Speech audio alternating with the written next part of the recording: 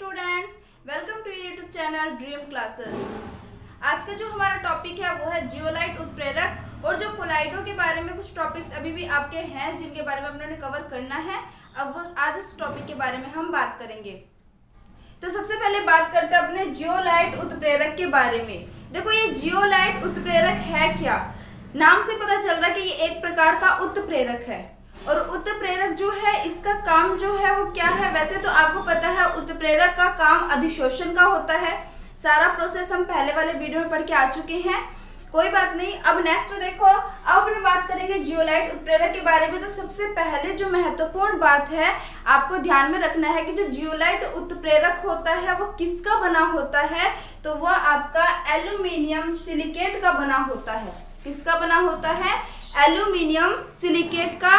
AlOSi जो है इसकी संरचना रिपीट होती जाती है, ठीक है। और जो इसकी संरचना है, जिस प्रकार से आपने कभी मधुमक्खी का छत्ता देखा होगा, ठीक उसी तरीके से इसकी क्या होती है? संरचना होती है। किसकी?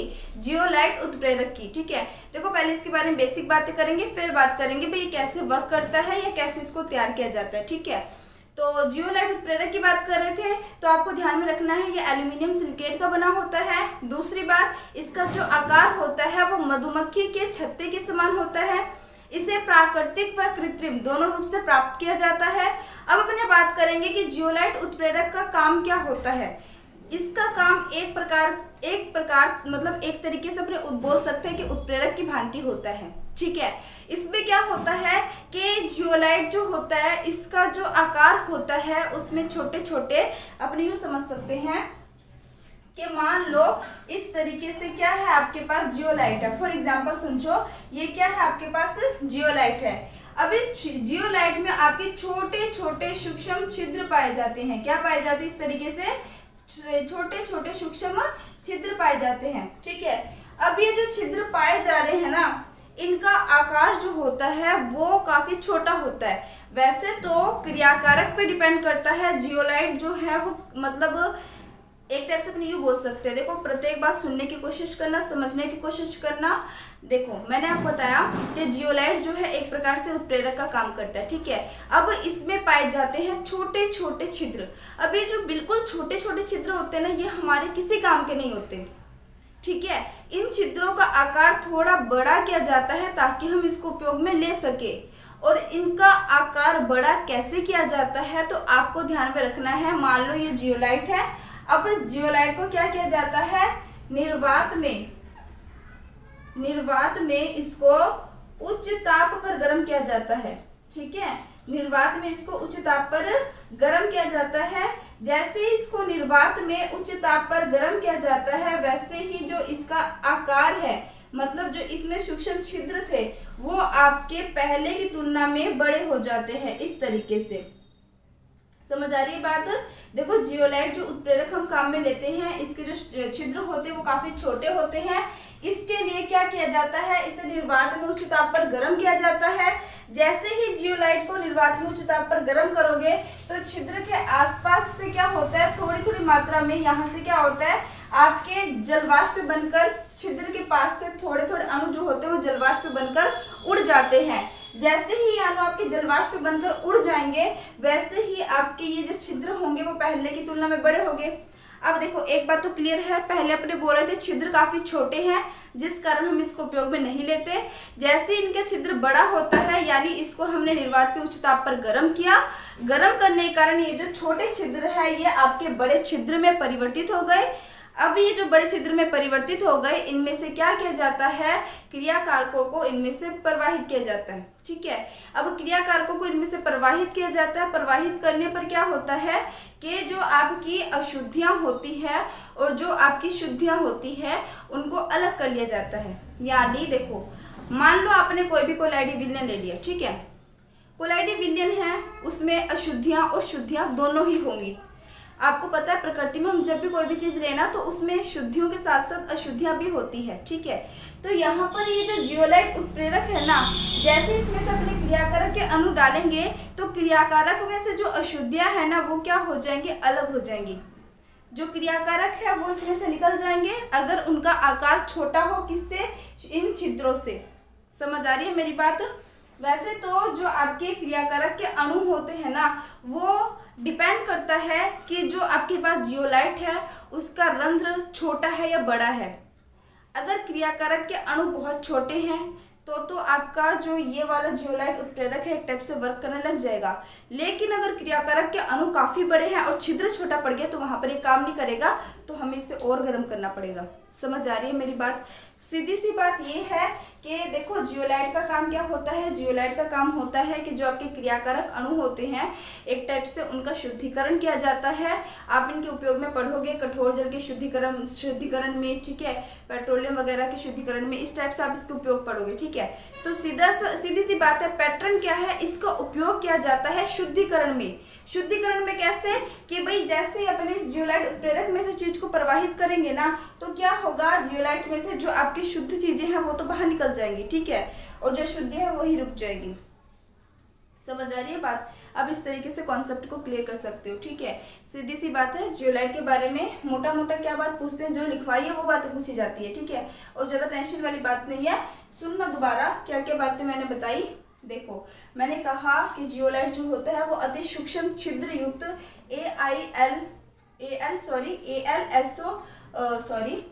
ALOSI, ठीक है, जिसे अपने क्या बोलते हैं, एल्यूमिनियम सिलिकेट बोलते हैं, होता है, ठीक है। इन्हें उत्प्रेरक के रूप में काम में लेने से पहले क्या किया जाता है, उच्च ताप पर गर्म किया जाता है, बताया था मैंने आपको, ठीक है। ये एक चीज और याद रखना, उच्च ताप पर जो गर्म किया जाता है ना वो निर्वात में, यहाँ पे आप लिखोगे निर्वात में उच्च ताप पर गर्म किया जाता है, जिससे इनके छिद्रों में जलवाष्प बनकर, जो इनके छिद्र हैं उनसे जलवाष्प बनके ये उड़ जाते हैं। जियोलाइट सरंध्र हो जाता है, मतलब जो इनका रंध्र है थोड़ा बड़ा हो जाता है। इससे केवल वे ही अणु अधिशोषित होते हैं जिनका आकार, देखो ये इंपॉर्टेंट लाइन है, जिनका आकार जियोलाइट छिद्रों की तुलना से कम हो। अब अशुद्धियों की बात करें, क्रियाकारक अणुओं की बात करें, तो आपको एक चीज ध्यान रखना कि जरूरी नहीं है कि सभी क्रियाकारक अणुओं का आकार बराबर हो। जिन क्रियाकारक अणुओं का आकार जो होगा इन छिद्रों से छोटा होगा वो तो बाहर निकल जाएंगे, उनका तो ये आराम से अधिशोषण कर देगा। लेकिन जिनका आकार इन छिद्रों से बड़ा होगा कि ये उनका अधिशोषण कर पाएगा, नहीं कर पाएगा। इस कारण से इसे आकृति वर्णीय उत्प्रेरण कहते हैं। आकृति वर्णीय मतलब एक प्रकार से आकृति पर डिपेंड कर रहा है। किसकी आकृति पर? क्रियाकारक की आकृति पर, और जियोलाइट के अंदर जो उपस्थित सरंध्र मतलब जो रंध्र है, जो छिद्र है, उन पर। क्लियर बात? दो चीजों पर डिपेंड कर रहा है, एक तो इसमें उपस्थित रंध्र पर, दूसरा आपके क्रियाकारक अणुओं पर, ठीक है। तो इन दोनों पर डिपेंड कर रहा है, इस कारण से इसे आकृति वर्णीय उत्प्रेरक कहते हैं। एग्जाम में अगर आ जाए आपका आकृति वर्णीय उत्प्रेरक से आप क्या समझते हैं, तो आप इसके बारे में लिख सकते हैं बेझिझक, ठीक है। नेक्स्ट अपनी बात करें, क्योंकि अधिशोषण अणुओं की आकृति व क्रियाकारक के अणुओं की आकृति पर निर्भर करता है ये, ठीक है।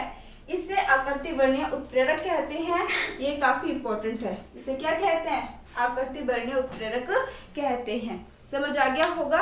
सीधी सी बात है, ज्यादा टेंशन लेने वाली बात नहीं है। जियोलाइट है क्या, सबसे पहली बात तो ये बता दिया। दूसरी बात मैंने आपको खुद से, ये लाइन आप खुद से भी लिख सकते हो, इसकी आकृति मधुमक्खी के छत्ते के समान होता है। इसे प्राकृतिक व कृत्रिम दोनों रूप से, मतलब प्राकृतिक रूप से भी पाया जाता है और कृत्रिम रूप से यानी मानव द्वारा भी इसे निर्मित किया जाता है, ठीक है। नेक्स्ट, इसको उपयोग में लेने से पहले इसको सरंध्र किया जाता है। सरंध्र कैसे किया जाता है? देखो छिद्र बहुत ही छोटा है, बहुत छोटा का मतलब है इतना छोटा जो हमारे काम का ही नहीं है, ठीक है। तो इसलिए क्या किया जाता है, इसको निर्वात में उच्च ताप पर गर्म किया जाता है। गर्म करके इसको सरंध्र बनाया जाता है और इसमें से क्रियाकारक के अणु जो है प्रवाहित किए जाते हैं। जिन क्रियाकारक अणुओं का आकार इन छिद्रों से छोटा होगा उनका तो अधिशोषण हो जाएगा, लेकिन जिनका आकार बड़ा होगा उनका अधिशोषण नहीं होगा। सिर्फ इतना ही है जियोलाइट के बारे में। क्लियर बात? तो आप जल्दी से इसका स्क्रीनशॉट ले लो। फिर उसके बाद जो आज का हमारा टॉपिक रहेगा वो रहेगा कि कोलाइडों का शुद्धिकरण। कोलाइडों का शुद्धिकरण हम कैसे कैसे करेंगे उसके बारे में हम पढ़ने वाले हैं। तो जल्दी से इसका स्क्रीनशॉट ले लो, फिर हम बात करेंगे नेक्स्ट टॉपिक के बारे में।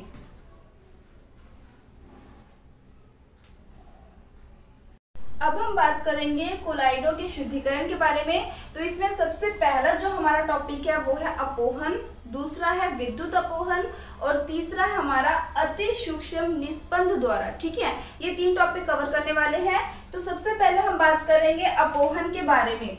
देखो, अगर हम बात करें अपोहन के बारे में तो अपोहन क्या चीज़ है। अपोहन में क्या होता है कि जो आपका कोलाइडी विलयन है, आपको पता है अगर हम कोलाइडी विलयन लेंगे तो उसमें अशुद्धियाँ तो होंगी, प्योर तो बिल्कुल होता नहीं है, अशुद्धियों को बाद में अलग करना पड़ता है। तो अशुद्धियों को अलग करने के लिए यहाँ पर क्या किया जाता है, एक जांतव्य झिल्ली का उपयोग लिया जाता है। किसका उपयोग किया जाता है? जांतव्य झिल्ली का। ठीक है, तो इसकी डेफिनेशन क्या बन जाएगी, तो आप लिख सकते हो कोलाइडी विलयन में उपस्थित, मैं डेफिनेशन लिख देती हूँ, कोलाइडी विलयन में उपस्थित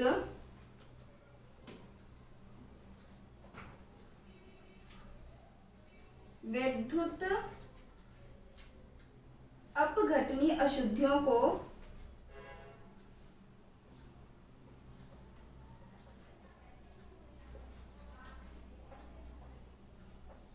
जांतव्य झिल्ली द्वारा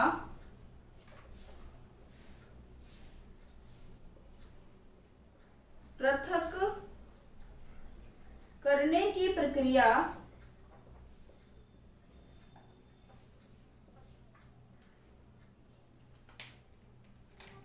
अपोहन कहलाती है।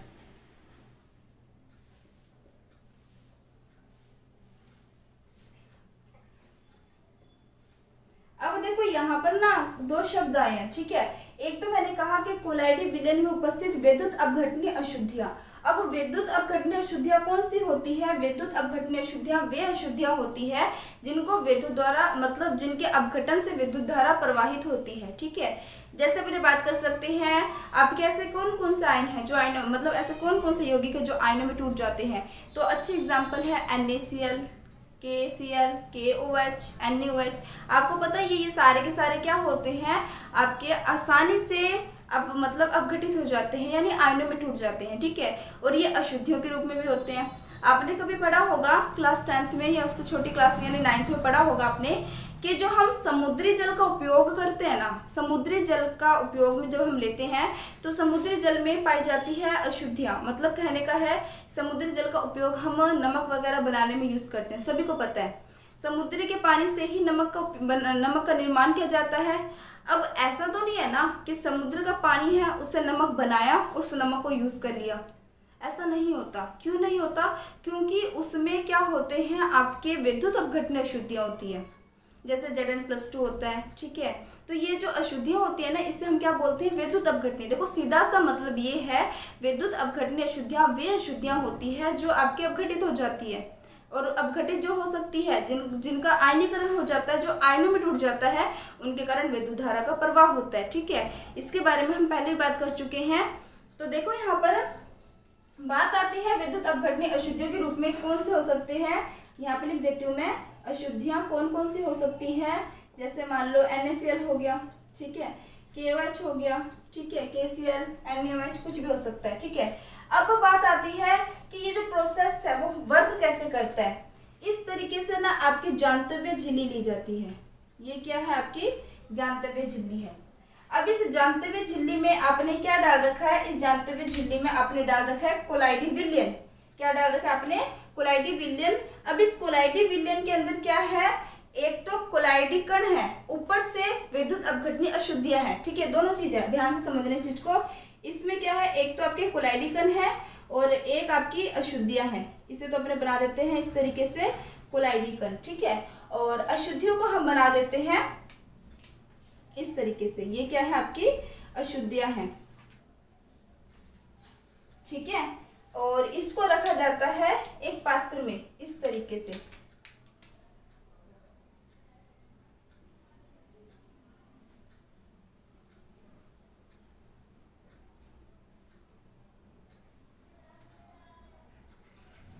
ठीक है, इस तरीके से एक पात्र में रखा गया है। इसको ऊपर से मैं बंद कर देती हूँ। और इस पात्र में रखा गया आपका जल। इस पात्र में आपका क्या रखा गया है, जल, आपको ध्यान में रखनी है।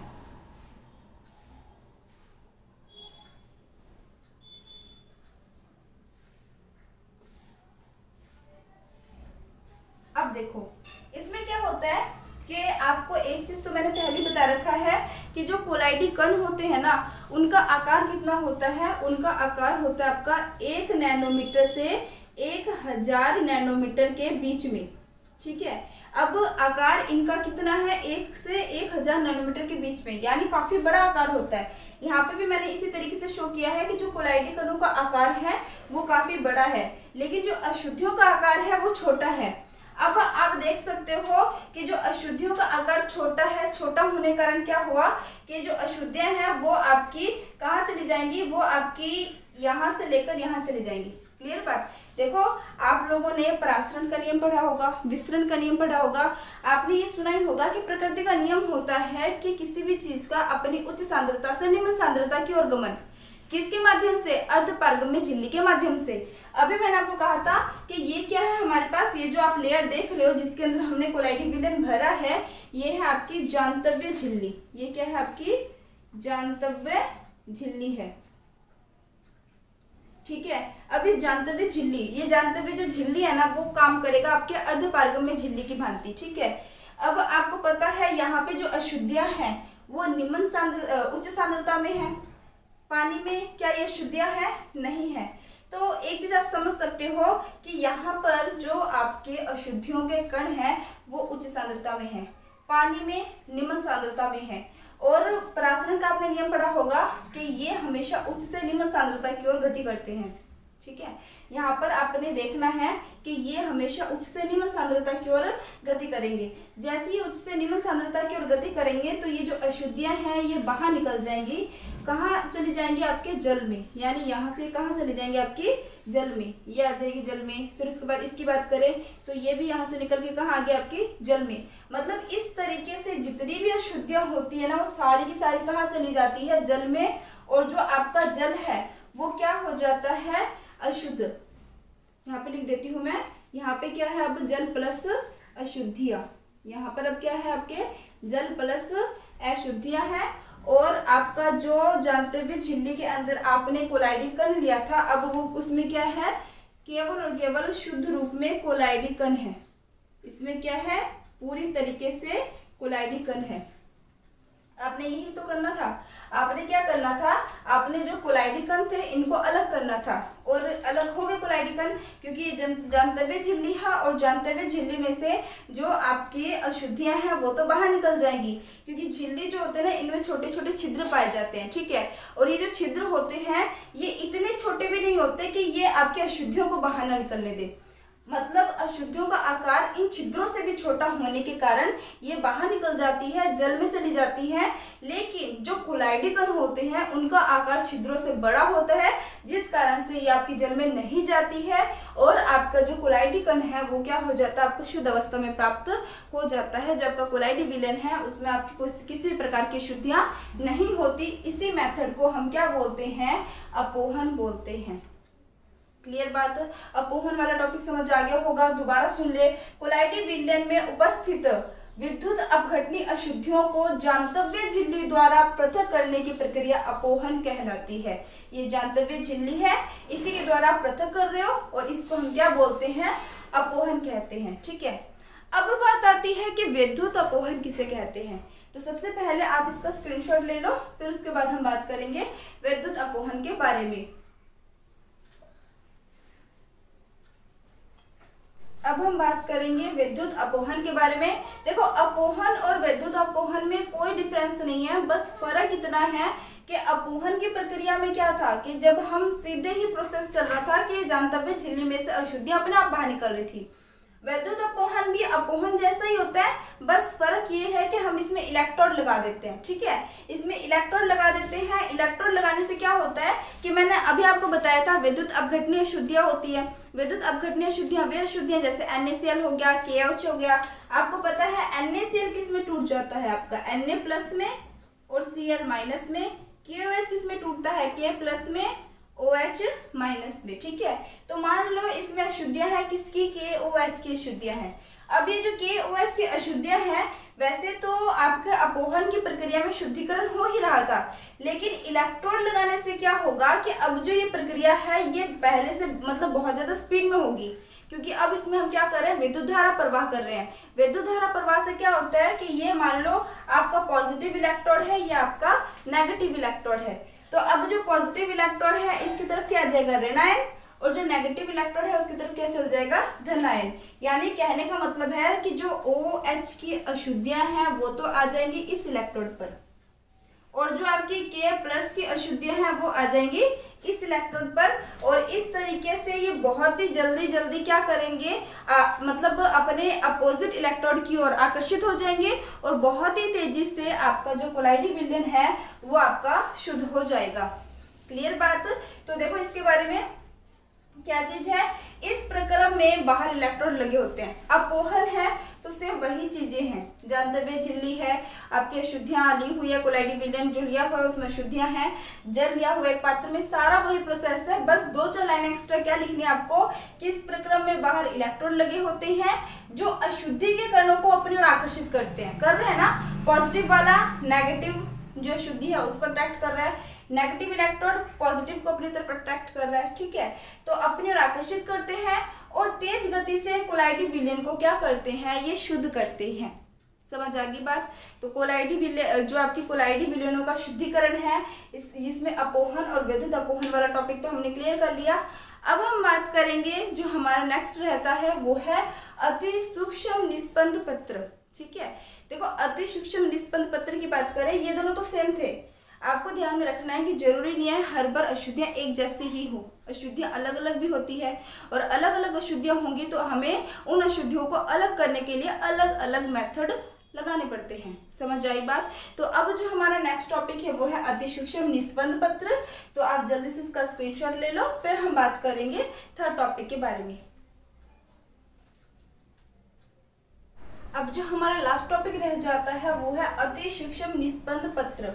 देखो अति सूक्ष्म निस्पंद पत्र में क्या होता है कि एक प्रकार का जो यहाँ पे फिल्टर पेपर उपयोग में लिया जाता है ना, उसका आकार, मतलब फिल्टर पेपर के अंदर जो छिद्र है उनका आकार कोलाइडी कणों के आकार से भी काफी बड़ा होता है। अब अगर फिल्टर पेपर के छिद्रों का आकार कोलाइडी कणों के आकार से बड़ा होगा तो क्या उससे कोलाइडी विलयनों का शुद्धिकरण होगा? तो आप बोलोगे नहीं होगा, क्योंकि अगर छिद्रों का आकार बड़ा है, अगर कोलाइडी कण भी उसमें से निकल जाएंगे, अशुद्धियां तो निकलती है, कोलाइडी कण भी निकल जाएंगे, तो फिर आपके जो आपको शुद्धि के रूप में कोलाइडी विलयन मिला है वो तो वैसे का वैसे रह जाएगा। तो इस कारण क्या किया जाता है कि जो आपका फिल्टर पेपर है उनके छिद्रों को छोटा किया जाता है। छिद्रों को छोटा कैसे किया जाता है, तो आपको ध्यान में रखना है कि इसमें इसे कोलेडियन नामक एक आपका यौगिक तैयार किया जाता है, एक आपका लिक्विड तैयार किया जाता है। उस कोलेडियन नामक लिक्विड में इसको भिगोया जाता है, फिर उसके बाद इससे उसका आकार छोटा हो जाता है। बात आती है कि भाई कोलेडन क्या चीज है और इससे आकार जो है वो छोटा कैसे हो जाता है। तो आपको ध्यान में रखना है कोलेडियन एक प्रकार का मिश्रण है, किनका? एल्कोहल ईथर प्लस 4% नाइट्रोसेल्यूलोज का। दोबारा सुनना, कोलेडिन क्या है? कोलेडिन एक मिश्रण है, किसका? एल्कोहल ईथर प्लस 4% नाइट्रोसेल्यूलोज का एक मिश्रण है। उस मिश्रण में क्या किया जाता है, आपके फिल्टर पेपर को डुबोया जाता है। डुबो करके जब उसे निकाला जाता है तो उसको फॉर्मएल्डिहाइड, मतलब एक प्रकार का अपने बोल सकते हैं, यहाँ पर आपका आएगा एल्डिहाइड ही होता है, फॉर्मएल्डिहाइड एक प्रकार का। इसमें क्या किया जाता है, भिगो करके निकाला जाता है, अंत में इसको सुखा लिया जाता है। क्या होता है सुखाने से कि जो आपके ये जो सॉल्यूशन आपका तैयार हुआ है ना, वो इसके छिद्र के चारों ओर जम जाते हैं। जमने के कारण आकार पहले की तुलना में छोटा हो जाता है। एक चीज याद रखना, आकार मतलब जो छिद्र है वो पूरी तरीके से बंद नहीं होता, लेकिन जो छिद्रों का आकार है वो क्या हो जाता है, छोटा हो जाता है। अब आकार छोटा हो गया तो कोलाइडी कण तो निकलेंगे नहीं, तो केवल और केवल क्या निकल सकते हैं, तो अशुद्धियां निकलेंगी। और इस तरीके से आप क्या कर सकते हो, अपने कोलाइडी विलयन को शुद्ध कर सकते हो। ठीक है, और जो शुद्ध आपने कोलाइडी विलयन शुद्ध किया है, देखो ये जो प्रोसेस होता है ये काफी धीरे होता है।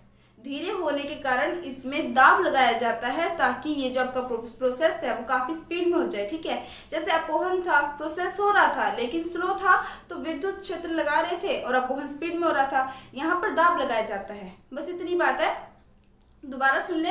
जो जो बातें मैंने आपको बताई है वो सारी बातें यहाँ लिखी हुई है, मैं एक बार रिपीट कर देती हूँ, फिर आपके टॉपिक पूरा क्लियर हो जाएगा। ठीक है, तो देखते हैं इसको। देखो सबसे पहली बात क्या है, कोलाइडी कण सामान्यतः फिल्टर पेपर द्वारा बाहर निकल जाते हैं। क्यों निकलते हैं? क्योंकि फिल्टर पेपर में जो छिद्र है उनका आकार कोलाइडी कणों से भी क्या है, बहुत बड़ा है। क्योंकि इस प्रकार के फिल्टर पेपर का आकार कोलाइडी कणों से बड़ा होता है। नेक्स्ट है, इस फिल्टर पेपर छिद्रों का आकार छोटा करके उसे एक विशेष प्रकार के फिल्टर पेपर में बदल दिया जाता है। अब इस फिल्टर पेपर का हम तब तक उपयोग में नहीं ले सकते जब तक हम इसके छिद्रों का आकार छोटा न करें। नेक्स्ट ये बात कर रहा है कि जब हम इसको छोटा करते हैं ना, इस छोटे करने को प्रोसेस को ही हम क्या कहते हैं, अति सूक्ष्म निस्पंद पत्र। इसी कारण से इस टॉपिक का नाम क्या है, अति सूक्ष्म निस्पंद पत्र है, जिसमें हम फिल्टर पेपर के छिद्रों का आकार छोटा कर देते हैं। नेक्स्ट है, इसके लिए हम फिल्टर पेपर को कोलेडियन में संसेचित करते हैं।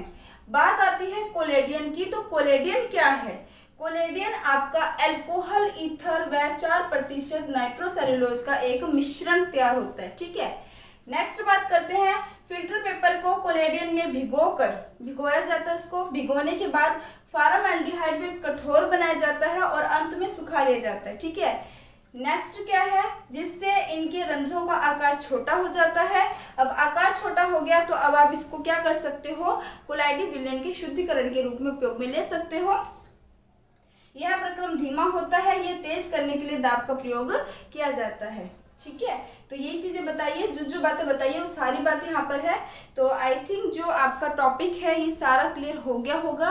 अगर आपको टॉपिक पसंद आ रहा है, अच्छे से क्लियर हो रहा है, तो वीडियो को लाइक करना, और जो बच्चे नए हैं चैनल पे सब्सक्राइब करना, और अपने फ्रेंड्स जिनके पास अभी तक मेरी वीडियो नहीं पहुंची है उनको शेयर करना, क्योंकि आपके लाइक शेयर से मुझे बहुत मोटिवेशन मिलता है कि मैं आप लोगों के लिए ऐसे वीडियोज़ और लेके आऊँ।